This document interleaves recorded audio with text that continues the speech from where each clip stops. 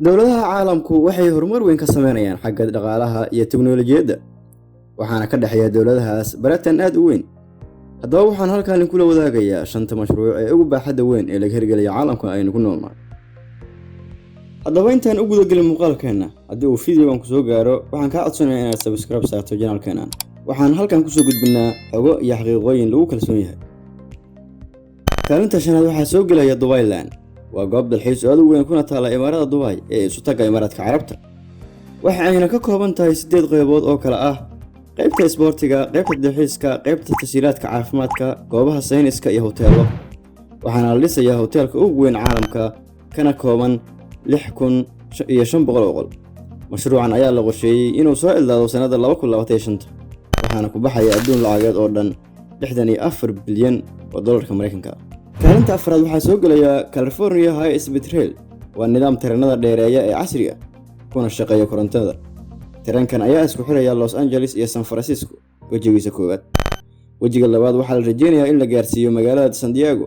qarash ku baxaya dhismaha mashruucan ayaa gaaraya ilaa 70 bilyan oo dollarka Mareykanka ah, waxaana qorsheeyay inuu soo gabagabo sanadka 2029. kaalinta saddexaad waxaa soo gelaya South to North Water Transfer Project. waa kanaal isku xiraya webiga Yangtze ee waqooyiga China iyo dhulka qalalan ee koonfurta China. dhererka kanaalkan ayaa gaaraya 1264 kilomitir, waana mashruucii ugu weynaa ee abid maadanuhu fuliyay. waxaana la filayaa inuu soo ildaado dhismaha mashruucan sanada 2030, iyadoo lagu qiyaasay qarashka ku baxaya adduun gaaraya 78 bilyan oo dollarka Mareykanka ah. kaalinta labaad waxaa soo gelaya Al Maktoum International Airport. waa mid ka mid ah garoomada ugu baaxadda weyn caalamka, waxaana dhacaa magaalada Jabal Cali oo 37 kilomitir dhanka koonfur galbeed kaga beegan Dubai.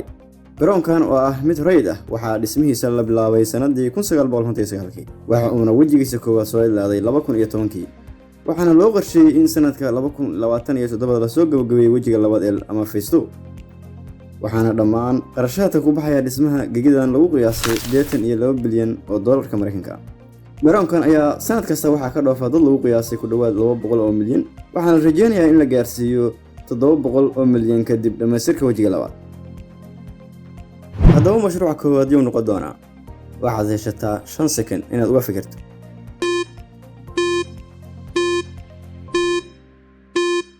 kaalinta koowaad waxaa soo gelaya International Space Station. waa saldhig caalami ah oo dhaca hawada sare, waxaana dhismihiisa ka kaashaday Mareykanka, Ruushka, Midowga Yurub iyo Japan. saldhigan ayaa ka sarreeya dhulka 400 oo kilomitir, isla markaana ku wareegta dhulka xawaare lagu qiyaasay 28,000 oo kilomitir saacadiiba, taasoo ka dhigan in 90 daqiiqo uu markuu wareego dhulka.